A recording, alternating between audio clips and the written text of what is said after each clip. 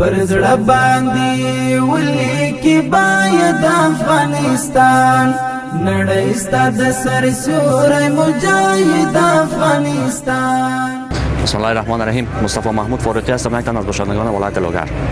این نمایشگاه امی برنامه‌های علمی که است برای جوانان و برای بزرگان بسیار مفید تمام میشه، به خاطر از اینکه همین جوانان و بزرگان انگیزه به زندگی پیدا میکنند و اینها که هستند اگر مشکلاتی که آنها در زندگی دارند همون مشکلات از اونها را حل میسازند و اینا سبب از این میشن همین مطالعه کتاب ها که اینها زندگیشان درخشان شود و از اون جاهای از اون مشکلاتی که اونها در زندگی دارند از اون مشکلات یا خلاصی پیدا کنند و اینها از اون مشکلات خلاص شوند. من از جوانای عزیز نمیره تقاضا دارم برای همه مردم افغانستان نمی تقاضای است که لطفا مطالعه کنند، لطفا کتاب های بدون از این کتاب ها اگر ما چی در مکتب هستیم یا چی در پانتون هستیم بغیر بدون از اینا ما باید کتاب های بیرونی را مطالعه کنیم، به خاطر که در زندگی ما امکان داره که بسیار زیاد مفید تمام شود.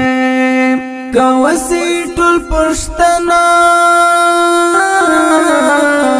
چې چا دین ته خدمت کړي لټولو نه لومړی راسي